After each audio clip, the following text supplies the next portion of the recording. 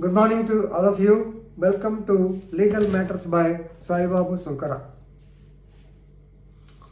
So, the Honorable Court once again actually took us back to the celebrated case of Chairman, Railway Board and others versus Chandrima Das, 2000 judgment. So you can see it on the second part of SCC, page number 465. Right. Why this has been once again come into light? So placing reliance on this, Gujarat High Court Single Judge Bench, Justice A.S. Supehia, S-U-P-E-H-A, of Gujarat High Court, so reiterated that a right to life, please remember, it extends to not only Indian citizens but also to other foreign nationals also. So while discussing this, I think yesterday in the class I told you that whoever steps on the motherland India, they will be benefited with the so-called fundamental rights. Yesterday we discussed this topic also while discussing the topic of the National Human Rights Commission. So you all know that the right to life extends not only to the citizens of India but also to foreign nationals. That is what is reiterated in this particular case. Right. If you know the details of the case, it will be better for you to appreciate. There is a Canadian woman in Gujarat. Of course, her name is, because it's not rape case, I can disclose, her name is Ajmera. She domiciled to India. 5 years or 6 years, I don't know how much time, but she is domiciled to India. She is a chronic kidney patient, and her condition is critical now, but right from 2019, she has been fighting with the so-called kidney problem. Ultimately, the doctors expressed that there should be a kidney transplant operation. The donor is ready, but the problem is the procedure could not be started because she is a Canadian.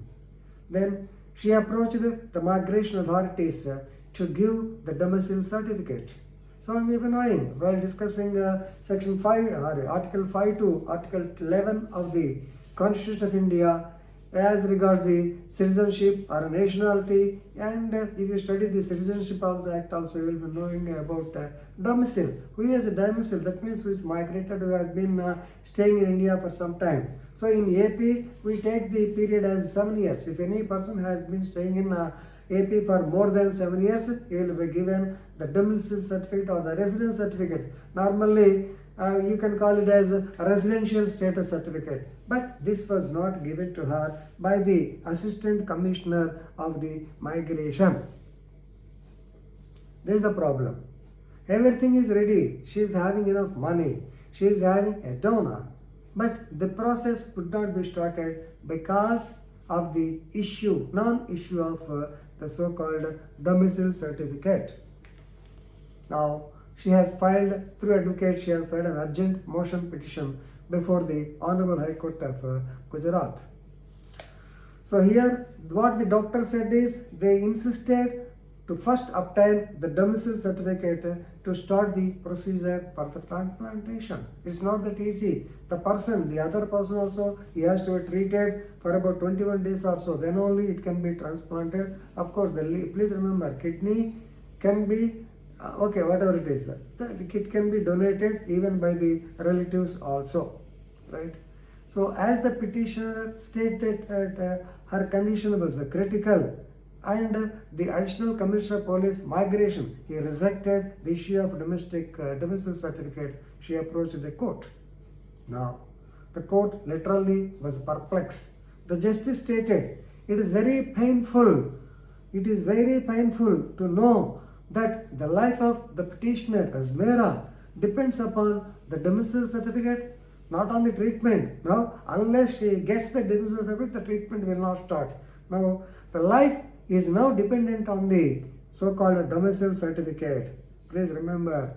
Therefore, even though the authorities they treat the domicile certificate on a higher pedestal than Article 21, but the High Court, using its inherent powers, that directed the Migration Authority to issue a provisional domicile certificate, because a right to live is a fundamental right. Please remember, not only one part. So right to live, already I discussed the Munn versus Illinois case, or Volga Tellis versus Bombay Municipal Corporation. A right to live means right, all the limbs in the body, they should function properly. The court stated all faculties of the human body should be in the prime condition. This is the word they have used. So please remember, the domicile certificate is not necessary. We are giving orders. So the respondent, that is migration authorities, they can give the provisional permission, they can inquire later.